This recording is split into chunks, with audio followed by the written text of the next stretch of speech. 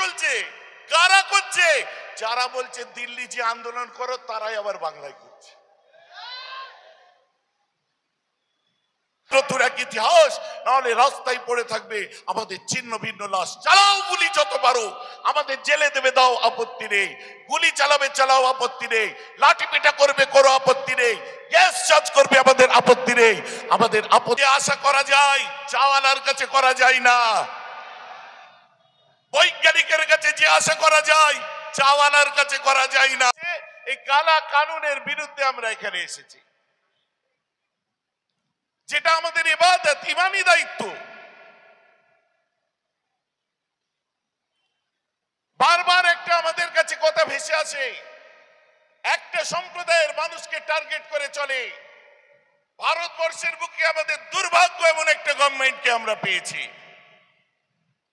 যে গভর্নমেন্ট বারবার আমাদেরকে আঘাত করেছে।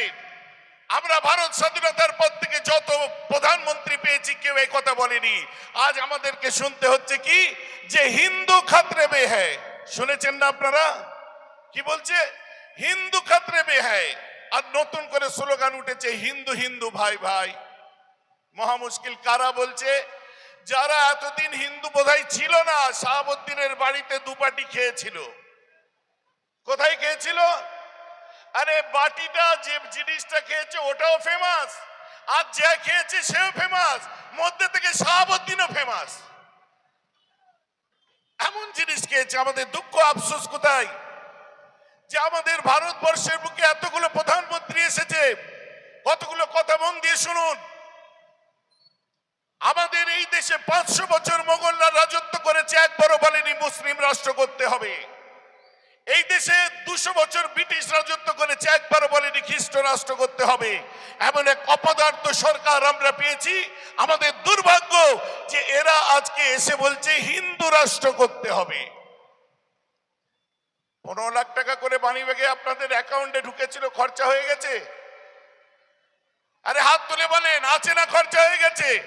হাত নাড়ছেন কেন? পাননি? পেয়েছেন না পাননি? 15 লাখ টাকা কোথায়? বলে কালা ধন আয়েগা। 20 জন ভারতবর্ষের ইম্পেরিয়াল, তারা আমার দেশের টাকা নিয়ে বাইরে বেরিয়ে গেল, বিচার নেই। আদিবাসীরা মার খাচ্ছে, বিচার নেই। মধ্যপ্রদেশে দলিতদের উপর অত্যাচার চলছে, কোনো বিচার নেই। আজকে কত অনগ্রসর জাতি, তারা পিছিয়ে পড়ে আছে, তাদের বিচার নেই। গত কিছুদিন আগে দেখলাম, মুসলমানদের ভাই বলতে হবে না, দয়া করে তোমাদেরকে হাত জোর করি, বেগত্তা করি। মুসলমানদের ভাই বলার দরকার নেই। কদিন আগে আমরা দেখলাম, তাদের দলের একজন বিধায়ক বা নেতা প্রথম সারির চেয়ারে বসতে গেল, সঙ্গে সঙ্গে ঠিক এই ভাষায় বলল, পিছে চল পিছে চল পিছে চল। দেখেছেন কিনা দেখেননি? কোন ধর্মের ছিলেন তিনি? মুসলমান না। আজকে সস্তার কিছু পানীয় পান করিয়ে দিচ্ছে, দেশি মাল। দেশি মাল বুঝো? চুল্লু। এই চুল্লু খাইয়ে রাস্তায় নামিয়ে দিয়ে যাদের জিন্দাবাদ বলাচ্ছে, ওরে আমার বাংলার হিন্দু ভাইরা শোনো, ওরা তোমাদেরকেও হিন্দু মনে করে না, কারণ কাস্টিজমের শিকার তোমরা হয়েছো। উঁচু কাস্ট নিচু কাস্টের বিচার চলছে, তোমাদের কপাল ভালো, এখন আমরা আছি, আমাদের উপর দিয়ে চলছে, আমাদের পরে এবারে নিজেদের মধ্যে লড়াই লাগতে চলেছে। কারণ আর তো কাউকে খুঁজে পাবে না। কে তখন? ব্রাহ্মণ অব্রাহ্মণ, ব্রাহ্মণ ক্ষত্রিয়, ক্ষত্রিয় বৈশ্য, বৈশ্য শূদ্র, নিজেদের নবশূদ্র, কত রকম লড়াই এখন বাকি আছে। ভারতবর্ষের বুকে একটা দুর্ভাগ্য যে এতগুলো প্রধানমন্ত্রী এসেছে, পণ্ডিত জওহরলাল নেহরু একবারও বলেন হিন্দু রাষ্ট্র করতে হবে। মিস্টার নন্দা একবারও বলেন হিন্দু রাষ্ট্র করতে হবে। মিস্টার শাস্ত্রী একবারও বলেন হিন্দু রাষ্ট্র করতে হবে। একবারও ভিপি সিং বলেনি হিন্দু রাষ্ট্র করতে হবে। একবারও ইন্দ্র কুমার গুজরাল বলেনি হিন্দু রাষ্ট্র করতে হবে। ইন্দিরা গান্ধী, রাজীব গান্ধী একবারও বলেনি, মনমোহন সিং একবারও বলেনি হিন্দু রাষ্ট্র করতে হবে। আর বর্তমান গভর্নমেন্ট এসে তারা বলছে ভারতকে হিন্দু রাষ্ট্র করতে হবে। আপনাদের একটু বুঝিয়ে দিই কেন বলছে। বুঝতে চান আপনারা? সকলে চান? হাত তুলে উত্তরটা দিতে পারবেন? বুকে তেজ আছে? কি বলতে চলেছি বুঝতে পারছেন? কারণ আগের যতগুলো প্রধানমন্ত্রী এসেছে কেউ বলেনি এ কথা যে হিন্দু রাষ্ট্র করতে হবে, কারণ অলরেডি হিন্দুস্তানেই আমরা আছি। এটা বুঝার ক্ষমতা ওদের নাই। আমরা হিন্দুস্তানেই আছি। আর বলবে কি করে প্রথম প্রধানমন্ত্রী জওহরলাল নেহরু কে ছিলেন? এত বড় শিক্ষিত, যাকে পণ্ডিত বলা হয়। মিস্টার নন্দা পিএইচডি করা, doctorate. Mister Shastri doctorate. Rajiv Gandhi pilot. Manmohan Singh অর্থনীতিবিদ। অতএব বিগত দিনে যত প্রধানমন্ত্রী এসেছে, কেউ পাইলট, কেউ বৈজ্ঞানিক, কেউ অর্থনীতিবিদ, কেউ পিএইচডি করা ডাক্তার, কেউ দার্শনিক, কেউ পণ্ডিত। আর বর্তমান প্রধানমন্ত্রীকে আপনারা বলুন, জোরে বলুন, আওয়াজ দিয়ে বলুন। আর কি আশা করবেন? আর কি আশা করবেন? পাইলটের কাছে যে আশা করা যায়, চাওয়ালার কাছে করা যায় না।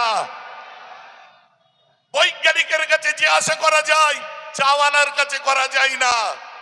ভারতবর্ষের পশ্চিমবঙ্গে আমরা বাস করি, আমরা বাঙালি। ডাইভার্সিটি অফ বেঙ্গল কি আমরা জানি, ডাইভার্সিটি অফ ইন্ডিয়া কি আমরা জানি। ভারতের বৈচিত্র্যে আঘাত দিয়েছে। এ আজ রটিয়ে দেওয়া হচ্ছে কি ওয়াকফ আইন, হিন্দু মুসলমানের লড়াই। এটা হিন্দু মুসলমানের লড়াই না, এটা আর্টিকেল 14 কে ভায়োলেট করা হয়েছে, সেই লড়াই। এটা হিন্দু মুসলমানের লড়াই নয়। আর্টিকেল 26 ভায়োলেট হয়েছে, এটা তার লড়াই। হিন্দু মুসলমানের লড়াই নয়। Article 26A, 26B, 26C violet হয়েছে, তার লড়াই। এ লড়াই মুসলমান হিন্দু নয়। এ লড়াই হচ্ছে আর্টিকেল 29 ভায়োলেট হয়েছে, তার লড়াই। বাবা সাহেব আম্বেদকরের ফটো দেখছিলাম পিছন দিকে, কার কাছে আছে উঁচু করে দেখান। বাবা সাহেব আম্বেদকরের ফটো এখনই এখানে ছিল। বাবা সাহেব আম্বেদকর আমাদের ভারতের সংবিধান রচনা করেছিলেন। বাবা সাহেব আম্বেদকরের আজ আমাদের কানুনকে, আইনকে, সংবিধানকে ছেড়ছাড় করা হচ্ছে, লড়াই আমাদের। তাই দুঃখ কোথায় জানেন? আজ যখন রাজপথে আমরা নেমে পড়েছি, আমাদের এই সেই কম, যে কম শিক্ষা পেয়েছি ইমাম হুসাইনের কাছ থেকে, ময়দানে কারবালায় জালিমের সামনে নিজের গর্দান কেটে উড়িয়ে দিয়েছে, ওদের কাছে গর্দান ঝুঁকাইনি। আমরাও সেই ইমামে হুসাইনের সোলজার। হাই, আমরা তৈরি করব নতুন এক ইতিহাস, না হলে রাস্তার উপর পড়ে থাকবে আমাদের ছিন্ন ভিন্ন লাশ। বোঝা যাচ্ছে?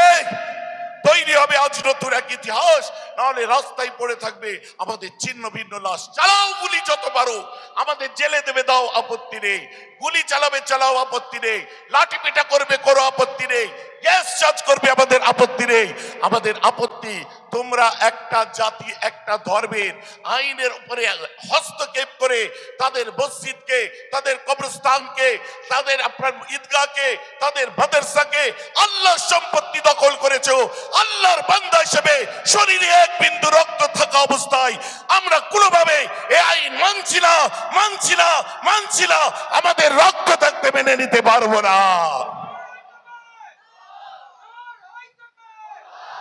অতএব আমাদের লড়াইটা হচ্ছে সংবিধানের লড়াই।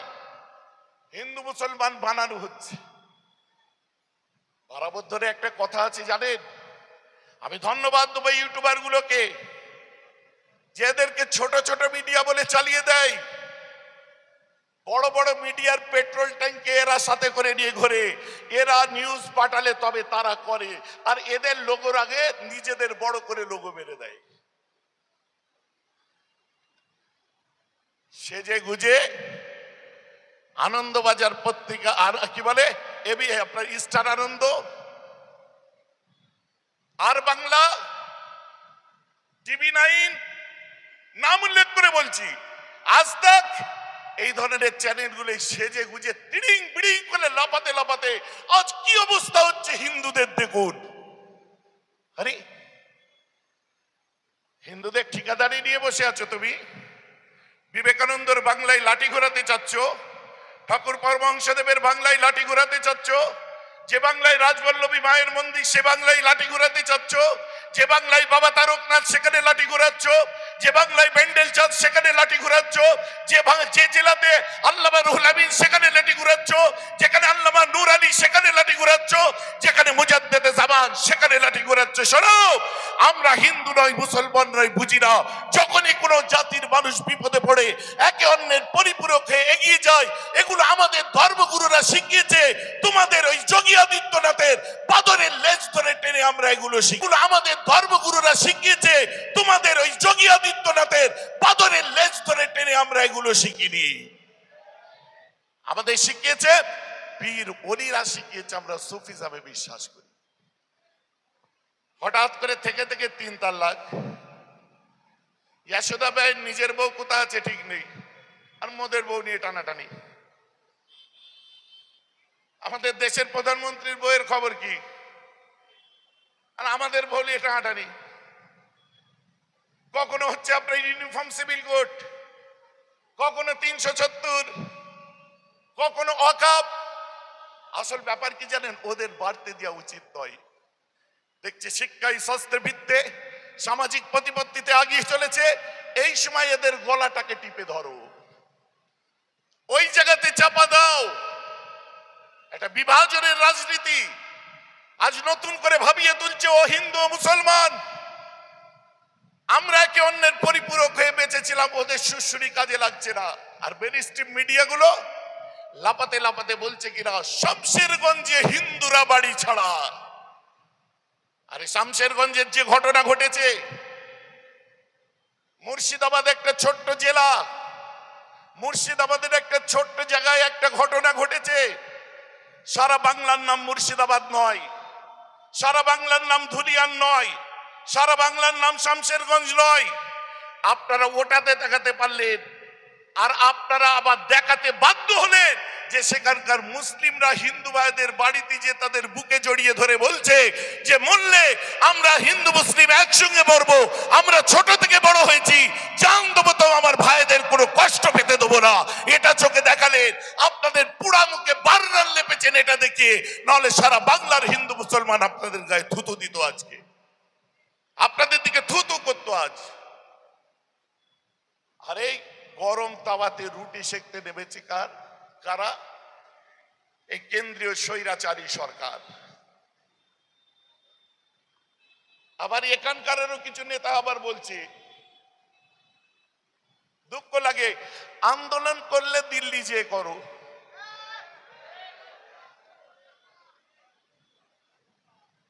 কাঁদবো না হাসবো আমি খুঁজে পাইনি। যদি এখানে দক্ষিণ 24 পরগনার মিডিয়া আসে, ওদেরকে আমি প্রশ্ন করব, আজকের ডেটেই বোধহয় ভাঙড়ের আশপাশে কোনো একটা ওয়াকাফ এজেন্ডা নিয়ে প্রোগ্রাম চলছে, আজকেই চলছে। কারা করছে? যারা বলছে দিল্লি যে আন্দোলন করো, তারাই আবার বাংলায় করছে। হ্যাঁ, দিল্লি গিয়ে আন্দোলন করব, করছি তো আমরা। আরে কোনো নাম তো আন্দোলন করেনি। আন্দোলনে হিন্দু মুসলিম বৌদ্ধ খ্রিস্টান সবাই নেমেছে। সংবিধান বাঁচাবার আন্দোলন, যেমন আপনার কাশ্মীর থেকে কন্যাকুমারী মুসলমানরা, হিন্দুরা, খ্রিস্টানরা, বুদ্ধিজীবীরা আন্দোলন করছে এই ওয়াকফ কালা কানুনের বিরুদ্ধে। অতএব আন্দোলন দিল্লিতেও হচ্ছে, বোম্বেতেও হচ্ছে, কাশ্মীর থেকে কন্যাকুমারী হচ্ছে, উত্তর 24 পরগনার বারাসাতের কদমগাছির পার্শ্ববর্তী মিলন সংঘ মাঠেও হচ্ছে। আল্লাহ আমাদের কামিয়াব করেই ছাড়বে, জোরে বলা যাবে।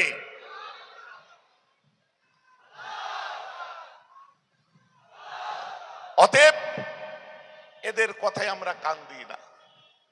আগে যখন পেপার পড়তেন, ঈদের পরের দিন একবারই খবর হবে আমাদের। হ্যাঁ, মুরব্বীরা ঈদের পরের দিন খবরের কাগজ নিয়ে বসেছে, আমাদের ঈদের কি খবর দেয় দেখবো।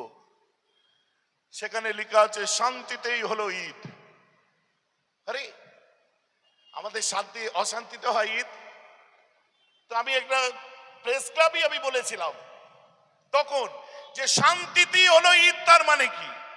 বলছে শান্তিতে হলো তাই। আমি কেন, শান্তিতে দুর্গাপুজো হয় না, শান্তিতে ক্রিসমাস ডে হয় না, শান্তিতে সরস্বতী পুজো হয় না, শান্তিতে আপনার কি বলে জন্মাষ্টমী হয় না, শান্তিতে আপনার মারি ক্রিসমাস হয় না, শান্তিতে আপনার কি বলে আপনার 1 জানুয়ারি হয় না, সবটাই শান্তিতে হচ্ছে।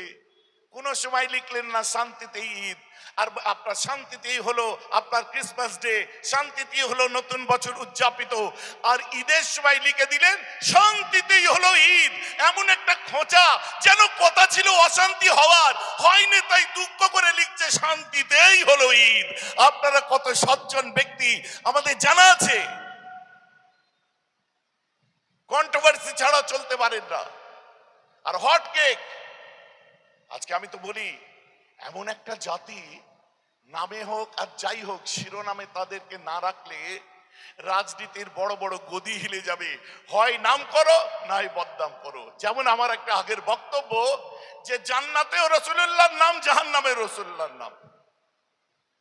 যদি বলেন কেন, যে জান্নাত গেছে সে বলছে আল্লাহ তোমাকে মানলাম, তোমার রাসূলকে মানলাম, তাই তুমি জান্নাত দিয়েছো, জান্নাতে নাম। আর জাহান্নামে বলছে আল্লাহ তোমাকে মানলাম না, তোমার রাসূল মুহাম্মদ সাল্লাল্লাহু আলাইহি ওয়াসাল্লামকে মানলাম না বলে জাহান্নাম পেলাম। নাম নিল কি নিল না? নাম নিল কি নিল না? তাহলে যে জান্নাতে গেছে মসরুর হয়ে নাম নিয়েছে, যে জাহান্নামে গেছে মজবুর হয়ে নাম নিয়েছে। অতএব আমাদেরও সেই একই অবস্থা। এই মুসলিম জাতি তোষণ করে কেউ মসরুর হয়ে নাম নিচ্ছে, আর দিল্লি সরকার মজবুর হয়ে এদের বদনাম করেও নাম নিচ্ছে, নাহলে এদের গদি টলে যাবে। কারণ ওদেরকে আঘাত করো তবেই আমাদের গদি টিকবে। তুমি এদেরকে যতই পারো, যতই আঘাত করো, যাই করো, যাদের নাম, যাদের জান আল্লাহর হাতে লিখে দিয়েছে, দুনিয়ার করে সৈনিকাদি শক্তিকে মুসলমানরা ভয় করেনি, করছে না, কিয়ামত পর্যন্ত করবে না। অতএব এসব কথাবার্তা আমাদের শোনারও বেকার। আগামীতে বৃহত্তর আন্দোলনের খবর পেয়েছেন, আপনারা হাজির হবেন। বাকি সেখানে দেখা যাবে। ন্যাশনাল ফ্ল্যাগ উঁচু করে যে যার বাড়ির মুখে বের যাবেন। একটু আমি আল্লাহর কাছে হাত তুলব।